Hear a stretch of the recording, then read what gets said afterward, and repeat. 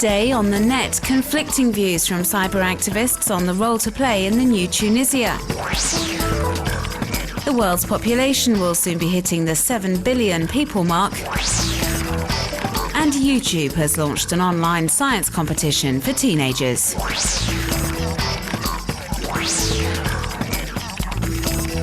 Many photos have been posted online of Tunisians proudly displaying their fingers with the blue election ink, confirming their participation in the first elections in the post-Ben Ali era.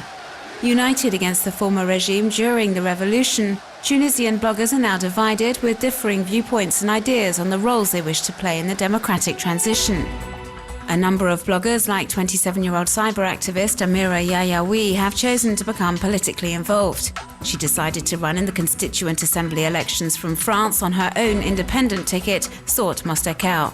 Riyad Ghafali, aka Astrubal, also stood as an independent candidate as part of a grouping called El Jala in his native town of Bizerte. The co-founder of collaborative blog Nawat and professor of constitutional law wants to continue his work on protecting fundamental freedoms and contribute to the construction of a new Tunisia. Not all of Tunisia's key bloggers share this enthusiasm. Lina Ben Meni, who blogs as A Tunisian Girl, decided to boycott Sunday's elections. She believes the ongoing police brutality and censorship prove that the old system is still in place, even though the person who used to lead it has been ousted. Influential Tunisian cyber activist Slim Amamou doesn't think the fight is over either and has tweeted, "Vote for whoever you wish, but do not trust them." The elections were monitored closely. The Electoral Commission, along with ordinary citizens acting as observers, set up online platforms on which voters could report any suspected irregularities. The UN has projected that the world's population will reach 7 billion by the end of October. This forecast has been met with much online commentary, and there have been all sorts of initiatives emerging online to celebrate this historic event. On sites like Worldometers, you can follow a live countdown to the 7 billion humans on Earth mark. There's also a whole host of stats available on the current world population, which are updated in real time.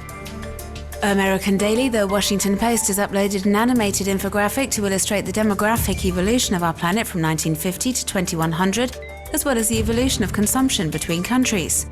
A similar online project has been launched by the French research institute INED, which has uploaded a series of educational videos to explain, amongst other things, the reasons for the recent human population explosion.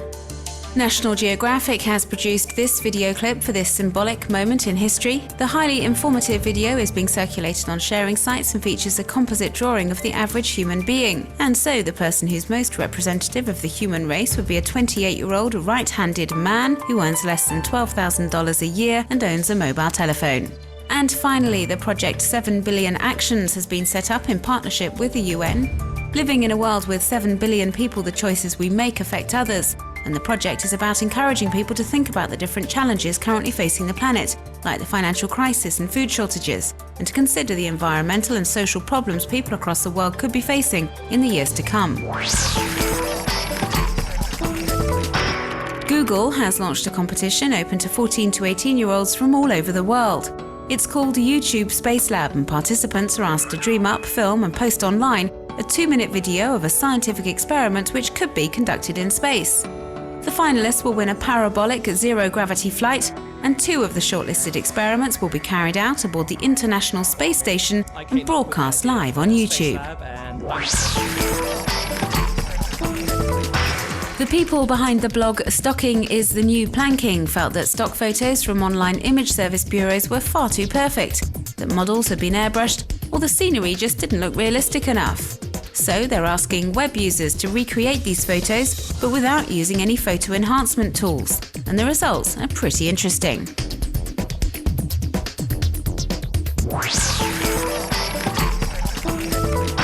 American actor Michael Winslow is famous for being able to use his voice to imitate all sorts of different sounds with the utmost realism. And during a recent appearance on Norwegian television, he proved once again just how talented he is with his version of a Led Zeppelin track. His amazing performance has already clocked up over 1 million views on sharing sites.